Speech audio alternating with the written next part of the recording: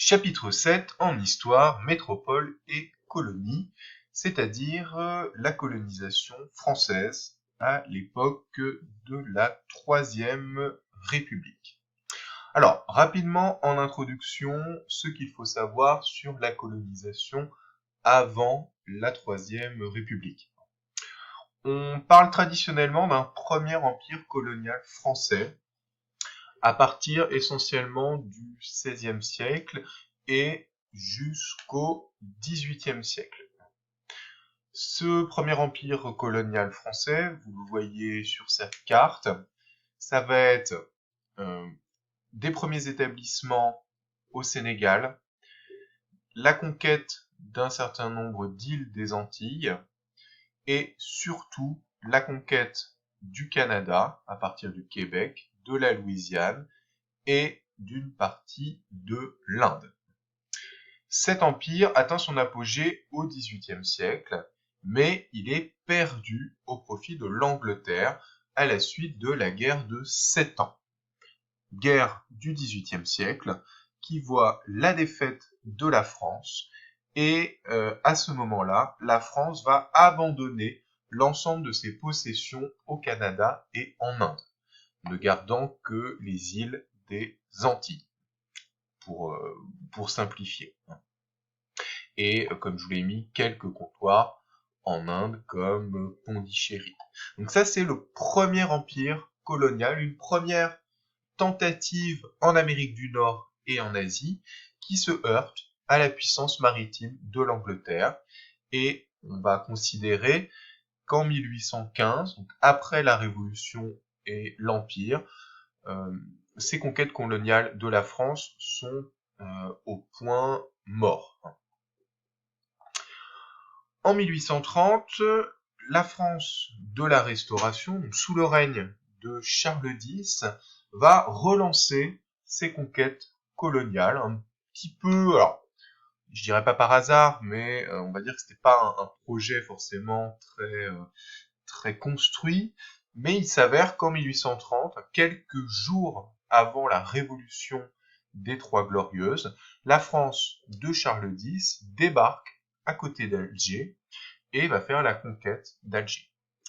Ensuite, pendant la monarchie de Juillet, de 1830 à 1848, la France, qui connaît d'ailleurs beaucoup d'opposition dans cette région, va réussir à faire la conquête de tout le nord de l'Algérie actuelle. Et vous voyez que ces conquêtes seront prolongées lors du Second Empire. C'est ce qui explique que l'Algérie va avoir un statut particulier dans l'empire colonial français. C'est une conquête précoce et comme on le verra, c'est aussi une conquête qui est à proximité de la France et qui va attirer un certain nombre de colons français. Durant le Second Empire, Napoléon III va développer un certain nombre d'établissements français, ce que vous voyez sur cette carte. Donc, la France conserve des possessions dans les Antilles. La France de Napoléon III va développer ses implantations en Afrique, notamment progresser vers l'intérieur des terres au Sénégal. Ensuite, la principale conquête du Second Empire, c'est la Cochinchine, c'est-à-dire le sud de l'actuel Vietnam, et ce qui sera l'origine de la conquête de l'Indochine. Ensuite, on peut quand même mentionner, puisque c'est toujours un territoire d'outre-mer, l'installation en Nouvelle-Calédonie et plus généralement l'installation dans le Pacifique à cette époque.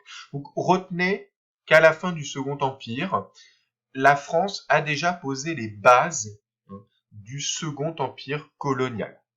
Un Second Empire colonial qui sera essentiellement africain, mais qui aura également une dimension asiatique et des établissements dans le Pacifique. Avant de rentrer dans le vif du sujet, et avant de parler essentiellement de la France, quelques petits éléments sur le reste des conquêtes coloniales en 1870. Retenez, et ça c'est important, que ces conquêtes sont finalement assez limitées en 1870. Le véritable développement des conquêtes coloniales, c'est la fin du 19e siècle. On remarque malgré tout à cette époque que les Anglais ont un empire important, puisque cet empire est souvent ancien. Ce sont des possessions qui se sont souvent développées à partir du XVIIIe siècle. Donc l'Angleterre est présente au Canada, en Inde, en Australie et également sur les côtes de l'Afrique. On peut également remarquer l'installation des Hollandais en Indonésie, ce qu'on appelle à l'époque les Indes néerlandaises, les Portugais en Angola et au Mozambique. Et alors, ce que vous voyez assez difficilement sur la carte, les restes, en quelque sorte, de l'empire colonial espagnol, qui était le plus important au XVIe siècle. Il ne reste plus que Cuba, quelques toutes petites possessions en Afrique et les Philippines. Alors, nous verrons dans ce chapitre pourquoi et comment la Troisième République se dote d'un vaste empire colonial et comment la Troisième République va gérer cet empire. Donc en fait, dans une première partie, les conquêtes de la Troisième République et ensuite la gestion, l'administration de l'empire. Alors, les conquêtes coloniales de la Troisième République et d'abord le pourquoi. Quelles sont les causes de l'expansion? Pourquoi se lancer dans des conquêtes aussi importantes? Alors, j'ai essayé de vous synthétiser tout ça. Il faut voir que ces causes peuvent être plus ou moins importantes, qu'elles s'additionnent les unes aux autres, qu'elles peuvent varier dans le temps. Je commence avec les causes économiques, qui sont d'ailleurs peut-être pas forcément les plus importantes pour la Troisième République.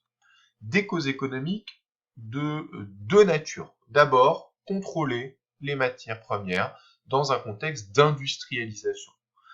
L'industrialisation demande des matières premières.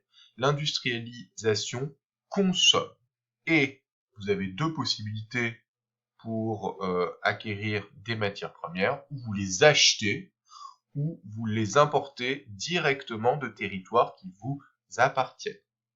Du coup, la colonisation est intéressante puisqu'elle permet de contrôler un certain nombre de matières premières.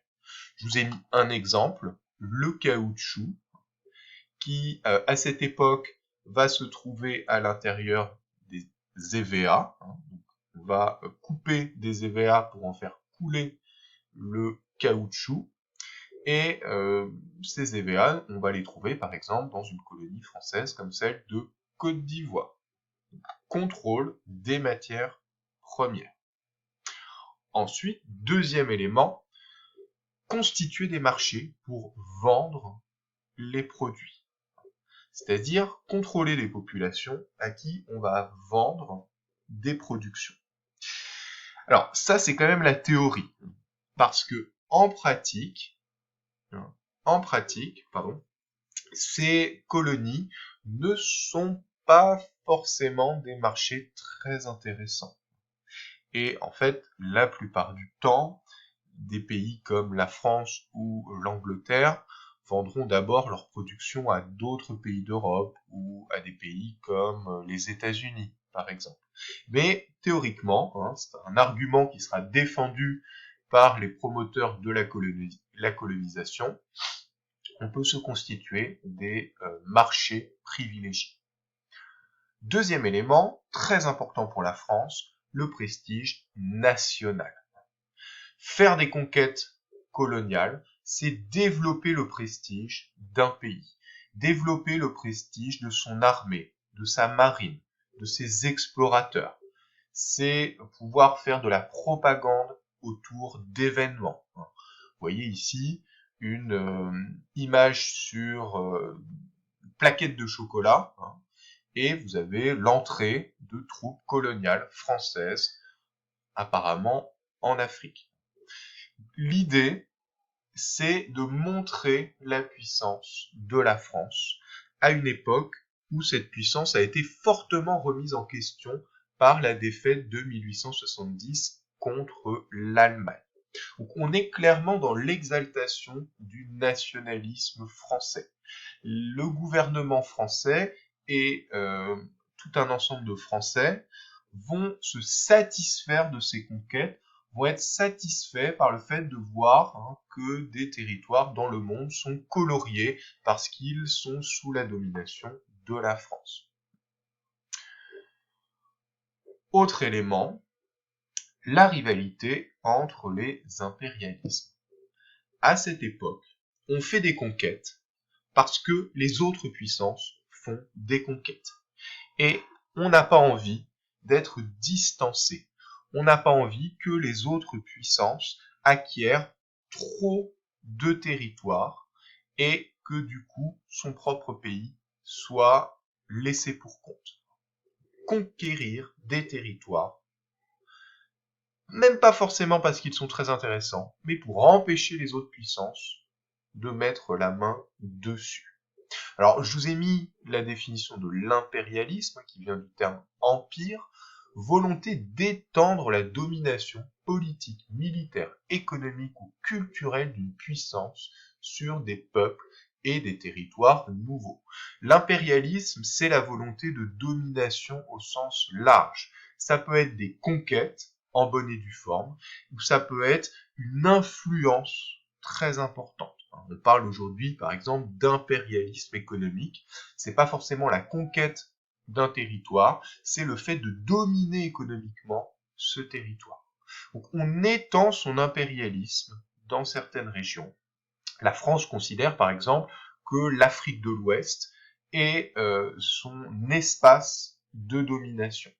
Donc, cette rivalité entre les impérialismes, on va la retrouver essentiellement en Afrique à la fin du 19e siècle. On parle à cette époque de la course au clocher entre les puissances. Quelle puissance parviendra à faire le plus de conquêtes au détriment des autres? Et ces rivalités, vous l'avez vu avec la crise de Fashoda entre la France et l'Angleterre, ces rivalités peuvent donner lieu à des tensions et à des crises internationales.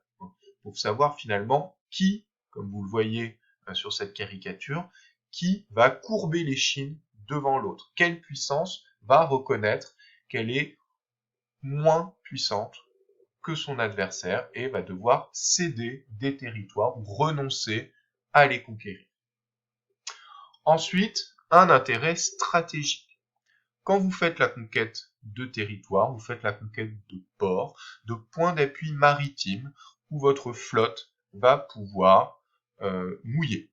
C'est très important pour des puissances maritimes, pour la France, surtout pour l'Angleterre à cette époque. C'est une des grandes priorités de l'Angleterre. Mais pour la France, ça a également son intérêt. Ensuite, des ressources démographiques. Quand vous faites la conquête de territoire, vous faites la conquête de population. Et on est encore à une époque où la puissance militaire est très liée à la démographie. Si vous pouvez recruter des populations colonisées, vous allez pouvoir augmenter la taille de votre armée. Avant la Première Guerre mondiale, le lieutenant-colonel Mangin, qui sera d'ailleurs un des grands généraux de la Première Guerre mondiale, parle dans un livre de la force noire, c'est-à-dire le potentiel militaire que représentent les colonies françaises en Afrique, selon lui. Alors, en réalité, l'empire colonial français, comme on va le voir, n'est pas si peuplé, et ce n'est pas si facile de recruter des populations locales.